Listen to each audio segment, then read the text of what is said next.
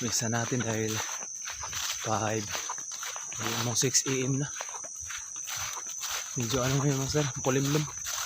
Try natin. Baka iwan ko lang kung di ba ulan ng malakas. Medyo konti lang naman yung kulimlim. Yan. Try natin. Bilisan natin. Mga tumitilaok pa yung mga alpas. Ulo banda. Lakad lang tayo. Lakad lang ako master. Hindi ako makawagdayo dahil sobrang ano na, mahal ng gasolina. 93 na yung gasolina. Pugo pala dito.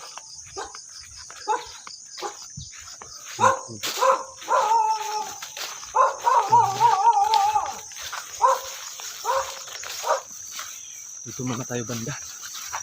Nakikinig kung mayroong nagtitilak dito. Pupuntahan natin yung lumapit kay Magong. Mamaya dito muna tayo. Baka may matapang dito.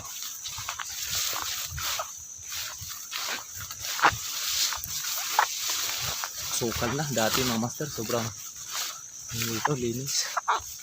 Sobrang sukal na. May naghan.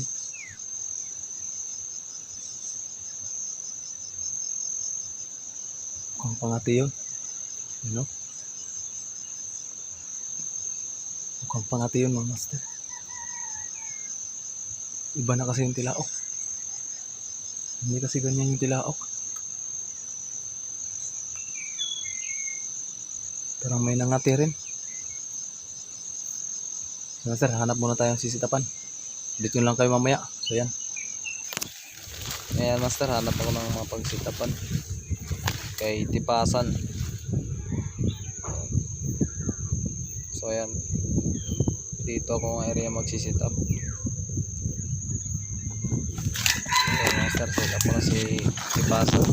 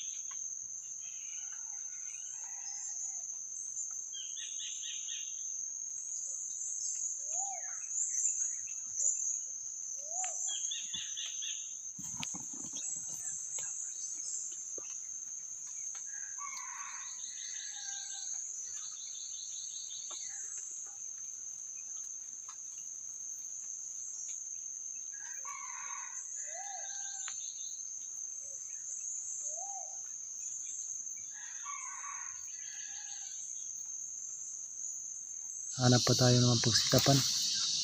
Unang setup natin. Walang may sumagot. Wala kasi may tumilaw kanina setup natin. Walang may lumapit o sumagot. Kaya hanap tayo ngayon. Pangalawang setup ng ating kimpang. Tingnan natin kung mayroon bang ano dito. Itong area na to. Tahimik ng Lambuyo ngayon. Nagbakasyon siguro mga master. Ang tahimik. Walang may nanilaukan. So ayan. So ayan mga master. Tipasan di rin na lapitan.